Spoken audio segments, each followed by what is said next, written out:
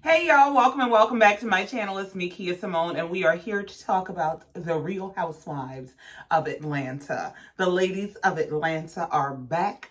I ain't gotta write no reads because the reads will write themselves. Let's get right into it.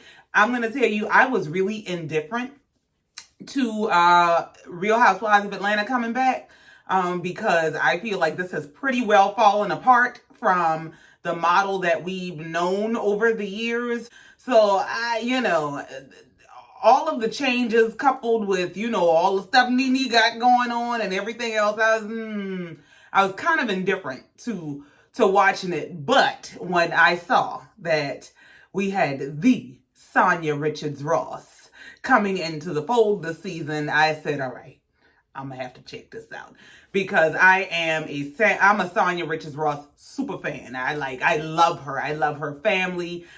She actually had a reality show, her and her family, years and years ago, and I used to live for their show. I love everything about her. She is her and her husband, her family, just everything. So of course they sucked me in. And I checked it out to see what the season is going to be given, and let's just get right on into it. Before we do, please be sure to like, share, comment, and subscribe if you have not already. I don't know if y'all want to talk with these corny ass taglines, but they're quite corny to me. I know that the taglines that the housewives say in their opening are their signature taglines, but they all of them is dumb if you ask me. Kandi, I ain't never skipped a beat or a bag. Girl, bye. Drew, I keep you on the edges of your seats.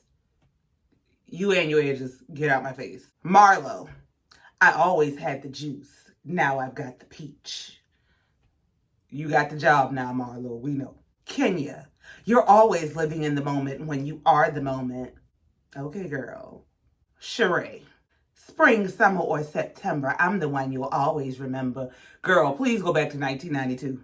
Sonia, I may be a rookie, but this isn't my first race. Okay, girl, only because I love you. So the episode kicks off at Kenya's Dancing with the Stars rehearsal, where she is rehearsing with her partner, who she seems to have a little bit of a thing for. And I say, Kenya, go for it, okay? He is a very good-looking man. He seems to really like you, and he seems to be very nice. Everything that Mark was not, okay? So go for it. So as Kenya is rehearsing, Kandi and Marlo show up. Marlo comes dressed as Kenya at Dancing with the Stars. Why? I don't know. Like, you just got the peach. Why the antics in the first scene of the first episode? I don't know, but here we go. So they sit down, they get to talking about their dating life, and that, Kandi tells Kenya it sounds like she's crushing on her dance partner, and Kenya changes the subject and asks Marlo what's going on with her dating, and she was talking to a guy recently and what's going on with that. And Marlo said, well, we talked on the phone and stuff, but I still don't have any idea what he does for a living. And we know that that is prerequisite number one with Marlo. Kandi says, well, nobody knows what you do for a living. So, Marlo said, hold on, sis. Because you ain't going to be calling me Tommy around here. I got me a business. I am the owner and operator of La Archive, which we are going to see in this episode.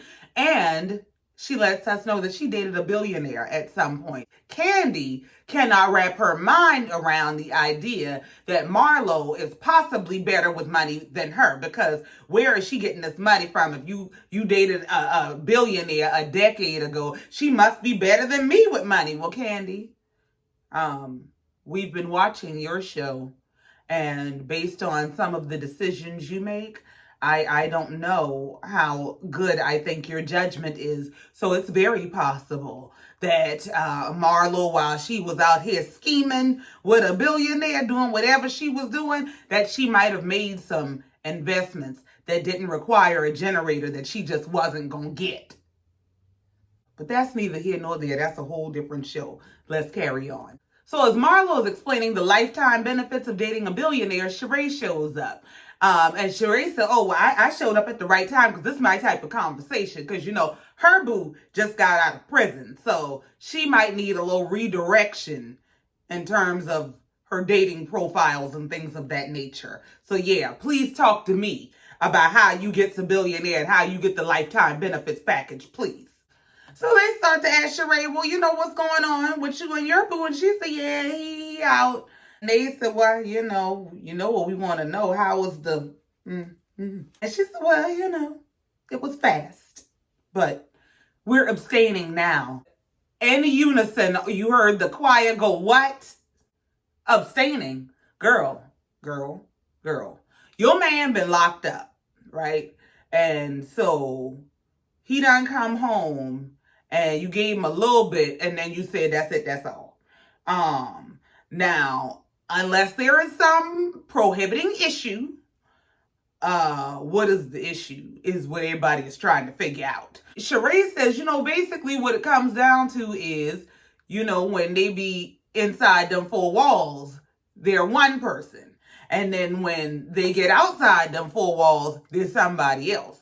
So she's trying to give him the chance to be who he wants to be outside of these four walls to see if he's still the same person who was sending her letters and, making all them promises and how they gonna be together when I come home and girl, you my everything. And you put that money on my books too. She trying to make sure it was love and not just commissary. So Sheree decides, hold on, let's get this conversation up off me and my prison bait, okay? What's going on with you? Are you dating? And Kenya said, well, I'm not fully divorced yet. And they asked, well, do you want to be? Yeah, I'm good and over Mark at this point. I'm real tired of him. I want him to just sign the papers and let me go, but, he won't give me free. So right now, he's just dragging it out, and I'm not sure exactly why, but as soon as I get my freedom papers, I will be outside throwing this in a circle. And I understand. So Marlo tells Kenya, well, girl, look, you look happy, and whatever you're doing, keep doing it. Leave Mark wherever the hell he's at. And, while we up here all talking our business, Kandi, you sipping a whole lot of tea and ain't spilling none. So what's going on with you and Todd? Is you happy? Are y'all doing it? Kandi says, well, you would think me and Todd are doing it all the time, but we're not really. We'll get in the bed and we'll turn on our favorite show, and before you know it, we done fell asleep. And and I think he wants it, but sleep just takes over. Hold the hell up. You got a whole lot of problems on a whole lot of levels. First of all, you and your husband is not having sex. Secondly, you think he wants it, so you don't even know if there's an attraction issue or if it's a time and energy issue. You don't know. Y'all just ain't doing it, but I got a husband, so I'm gonna just move on and mind my business, because see, I ain't got no husband of my own, so let me just shut the hell up, because what do I know? Marlo said, you be tired. Girl, you better get into this tap and turnover ministry. You better turn over, put a leg up or something, but you can't be working all them jobs and, I'm so busy. And one of them jobs ain't working your man. I mean, I'm just saying. Didn't Kandi sing with the group that sang the song, Take Your Time and Work Me Slowly? Like, you working a little too fast on too many jobs, so you might want to slow down and work your man slowly. Because, Portia been saying his name Marvin in the streets. And it looks like you're getting ready to find out that he has a condo in New Jersey later on this season. So you might want to take Marlo's advice for real. But this is just me and my opinion. Moving on. So we move on and we get to see Marlo and her nephews and her being a muntie, because she is about 3 years into having custody of her nephews due to her sister being incarcerated. And I like the muntie lifestyle on her. She's a mama/auntie, and she brought them into her fabulous life. She lives for designers, and so they are dripping in designer and living their best life. And I'm mad at it. Then we move on to Drew with the loose screw and her husband, Wreck-It Ralph. These two make me absolutely sick. I'm going to tell y'all right now, they get on my last nerve. The way I feel about Tiffany and Louis on Love and Marriage Huntsville, they are my Tiffany and Louis on this show. I cannot stand Drew and Ralph, okay? Let me just tell you what happened.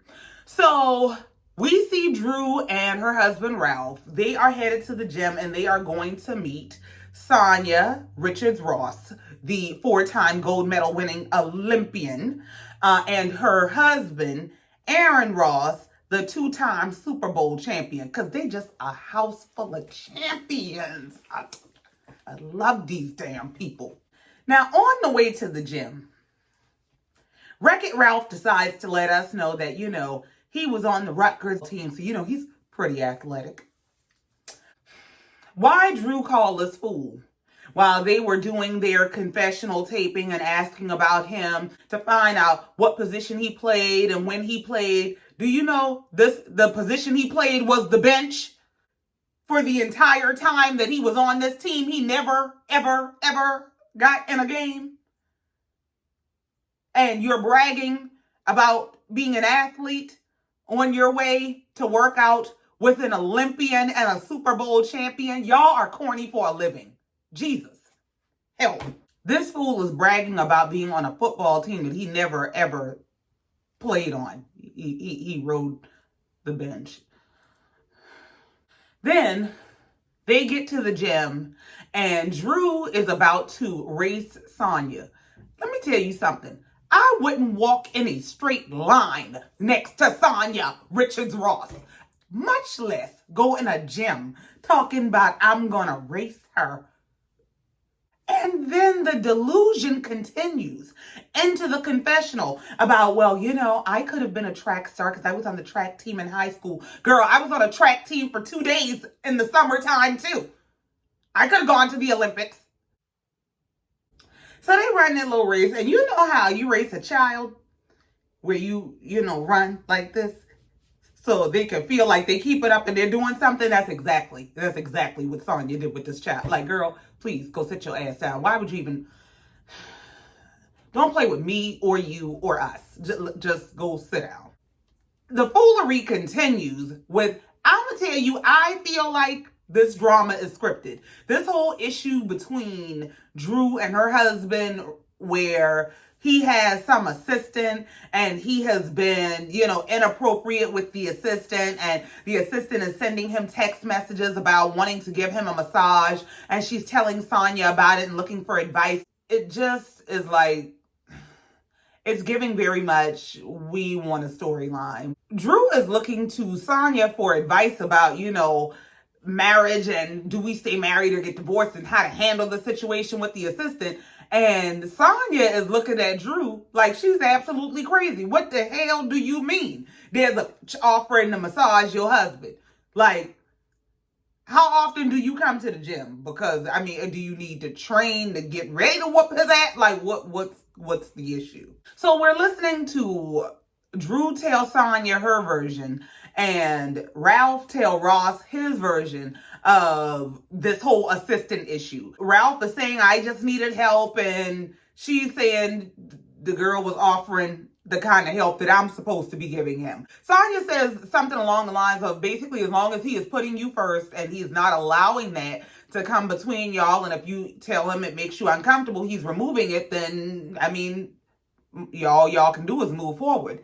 And Drew said, yeah, well, the thing is, he told me if I come between his dreams, if it comes down to him choosing between me and his dreams, he's going to choose his dreams. And so I guess the assistant is his dreams. Now, this is why I think this is scripted, because this is, it's as Drew is sitting in the confessional saying, it was really difficult for me to when I realized that my husband was getting close to this assistant, and, I just packed up my kids and I left and went to Chicago and ran away from home. But, if we can go to counseling and he's willing to change, I'm willing to stay and work it out. My thing is, if this is not scripted and this shit is really happening, and like last season, this man just got up and went to Daytona or wherever the hell he went for a whole weekend and wouldn't tell you nothing. And now he got some assistant who was offering him massages, and they just a kiki-kiing and talking and playing, and it's inappropriate, and nobody gives a damn how you feel. And you're still willing to, well, I just, if he'll go to counseling and be nice to me, I'll still take it. Bitch, what? You can't be serious. You can't be serious right now. That's why I'm like, this has to be scripted. Like, at some point, you have to decide that I'm better than this. I don't know. I just don't believe in the theory of subjecting myself to all kinds of mistreatment in the name of marriage. I don't believe in that. I just don't. If a man can look you in your face and tell you, if it comes down to you or my dreams, I'm picking my dreams and you are not a part of that dream, meaning he ain't gonna choose you, baby, you need to choose yourself. That's just me. And the other reason I think this is scripted is Ralph is just so animated. What is his problem? Like, he talks like an animated character all the time. Like, dude, either you're a bad actor or you need to socialize yourself more, because this ain't normal. So then we move on to seeing Marlo send out the invitation to her La Archive opening. The invitation is a lady that she is sending from door to door with a MacBook that has a printed piece of paper that says La Archive on it, taped onto the front of the laptop for her to open up, play the invite, turn around and walk away like an absolute damn weirdo. Next time, just email that shit, okay? And you know, Kenya let her have it. Kenya said, tell Marlo, try harder and do better next time, because this ain't it. So then we move on and we are briefly introduced to Sonya's family. We get to see her husband, her baby, her mom, and her dad. And it's basically everybody that used to be in her reality show. I loved that show. I loved their whole family. And I don't know if it's because, I mean, one, just, I think they're a good bunch of people. I just like them as people. But two, they're a very straight up traditional Jamaican family. And being from where I'm from, our culture is so influenced by Caribbean culture that they, I think, felt familiar to me. And I just really, really like them. I just love these people. But we get to see that Sonya and Aaron have been together for about 18 years. And they did finally have a little boy. And they are talking about having one more child. And Aaron wants one more. Sonya is not too sure, because Sonya's thing is, I don't want us to have another baby and it puts such a strain on our marriage that it breaks us, because I felt like the first baby put that much strain on us because I didn't feel supported. I didn't feel like I had a lot of help. And his perspective is, well, not having another baby might put that same level of strain on our relationship, because I want another child. I really don't want our child to be an only child. And so, you know, they table it as something to discuss later. And he goes, takes their baby upstairs, and she sits and talks to her family about it. And of course, her dad is kind of, you know, thrown off, and he's like, listen, you can't use being busy as a reason to not have another child. And if you need help, we'll help. And her mom is like, please be quiet, because you ain't helping no damn body, all right? Like, don't even sit up here and talk these churn into having a whole nother baby. But, oh, we help, I'll babysit you, because you ain't helping with no baby. You just ain't gonna help with no baby, and that's just that. But I'm gonna say this. I love Sonya and Aaron together, okay? I had to pause and say a real life prayer for them, because reality TV, y'all can't have them, okay? You can't have the Richards Ross marriage. You just can't have them. So we gonna pray for whatever their marriage needs to be strong and to continue to survive and thrive, okay? Okay, moving on. So then we move on to Drew, the false prophet, will rise and deceive many's house, okay?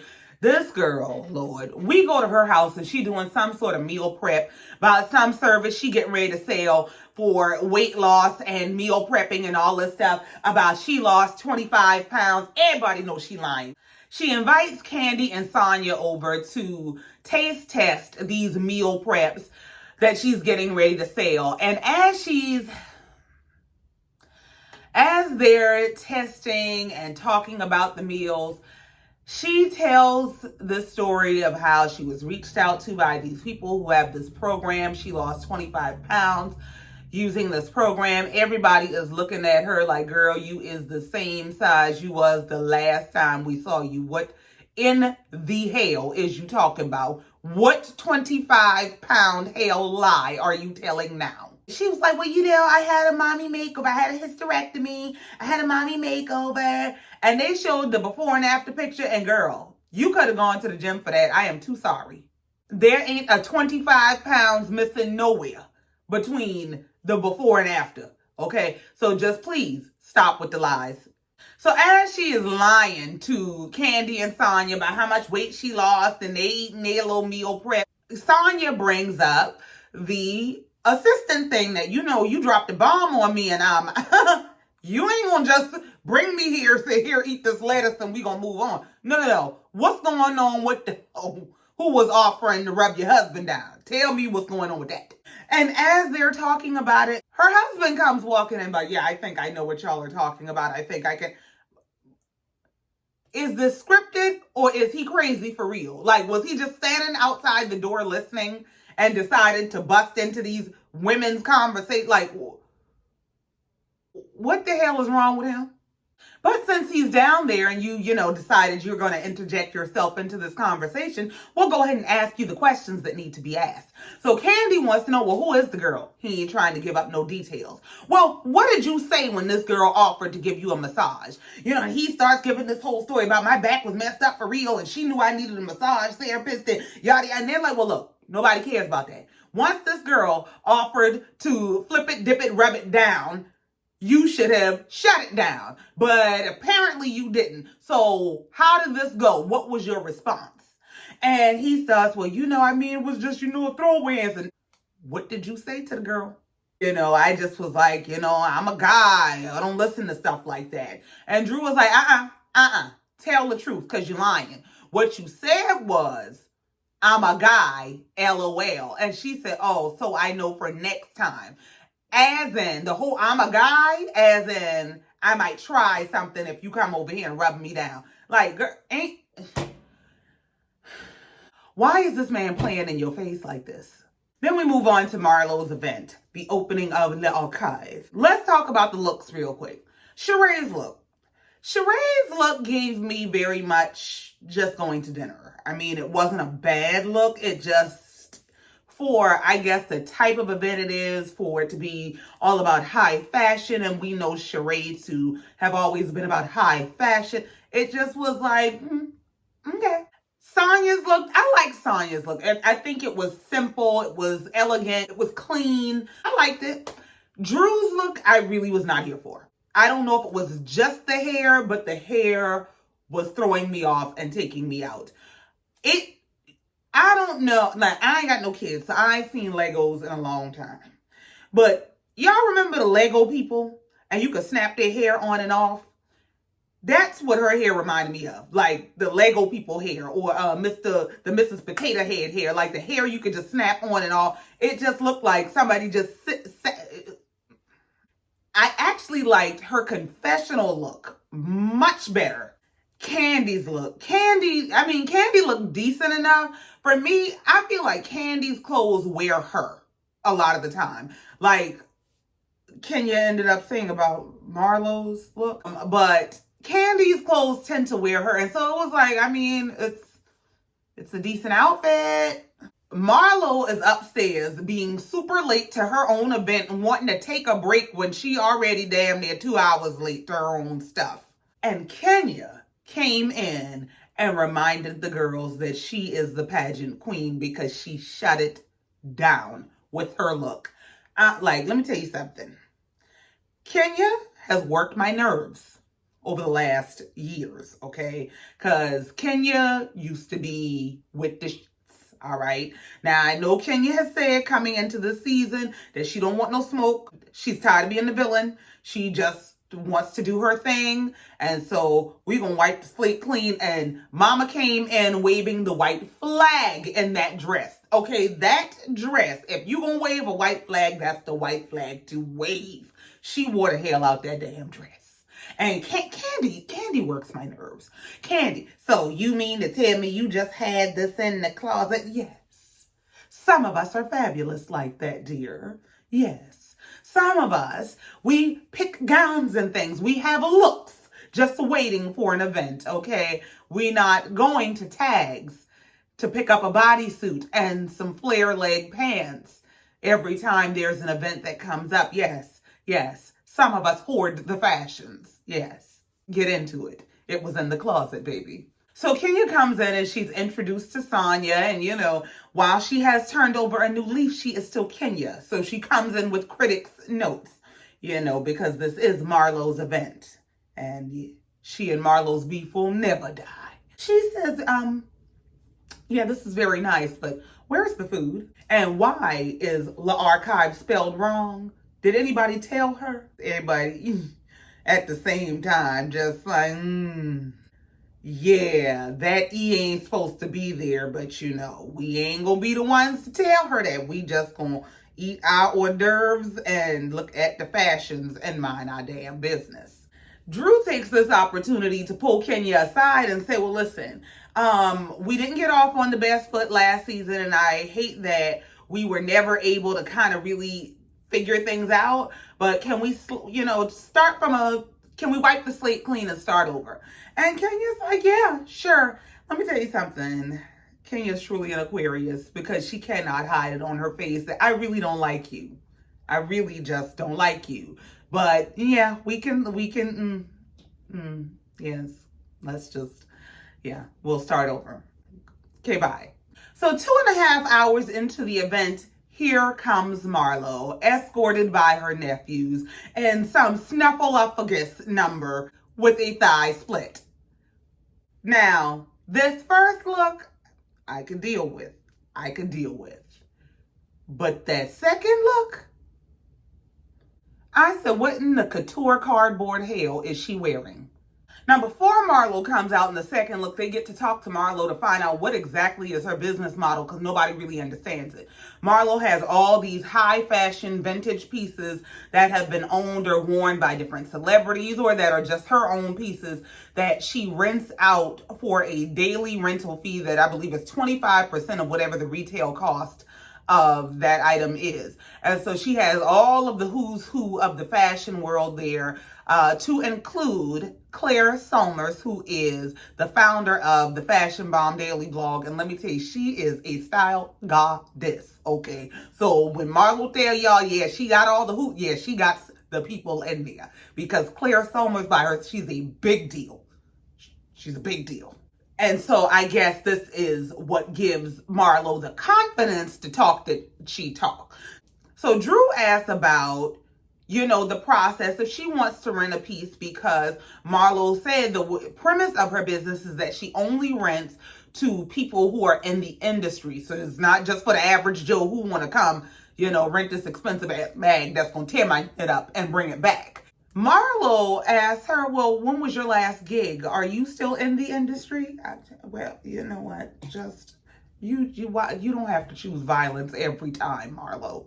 So after Marlo fully shades Drew, she decides I'm going to do my wardrobe change now. I'm about to really stun on you hoes, okay? And Marlo goes in the back and comes back out dressed like a leather strawberry patch. What do you have on? Sheree said, Marlo looked like the candy my grandmama used to give me in church to keep me quiet, and I'd be damned if she didn't. Just what in the tie me up strawberry patch are you wearing? It looked like a shield. Marlo, whoever made this for her, because I know it's custom, y'all need to give her damn money back because this is some bad hair.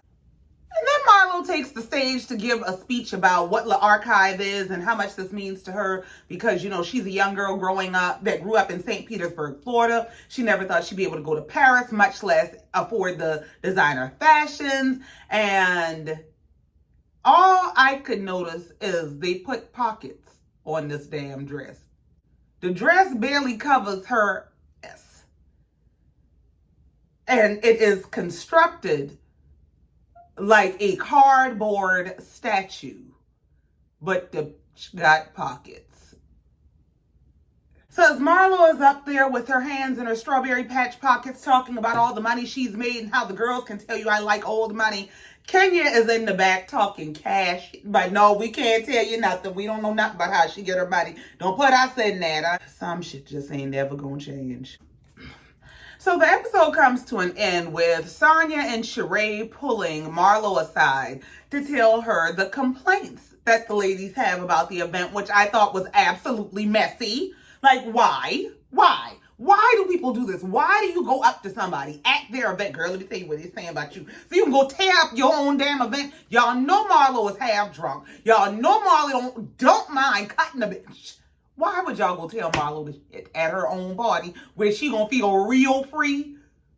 Because she did just what we expect her to do. Went and cursed Kenya out.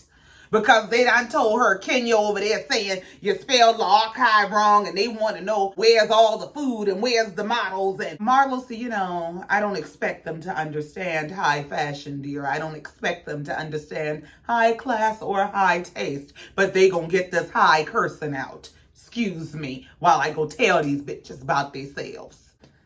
So Marlo goes over to let Kenya know how she feels. And she goes into telling her how she is very hurt and disappointed. And, every time I have something here, you come with your bullshit.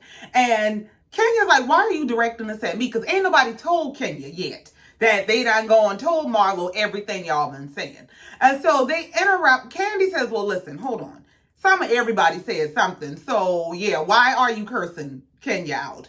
And so Drew said, well, yeah, we all had something to say. Marlo said, I wouldn't expect you to understand. The money girls, I would expect the money girls to understand. The girls who got a few dollars, the girls who have traveled a little bit,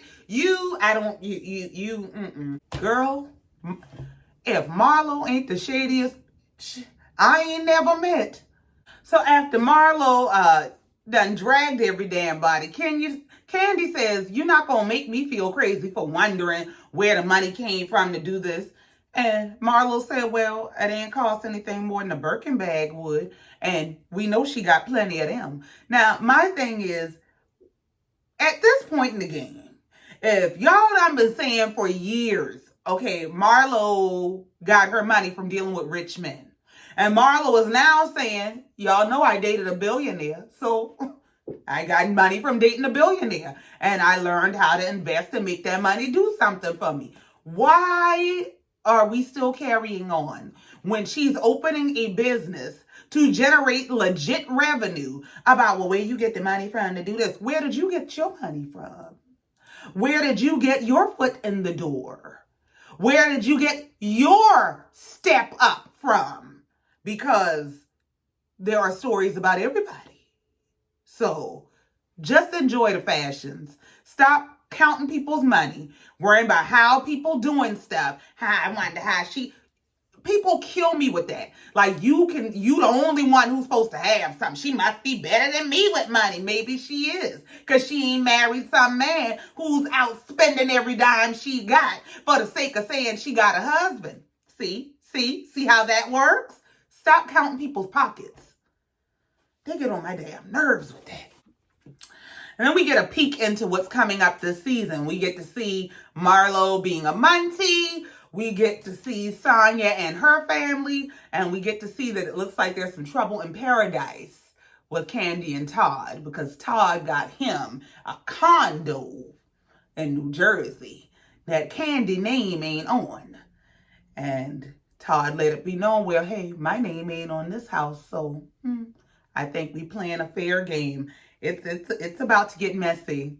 We'll definitely be tuned in to see what this season brings. But that is the end of this review. That's it. That's all. I ain't got no more. Please be sure to like, share, comment, and subscribe. And I'll see you next time. In the meantime, I love you. Mean it. Bye.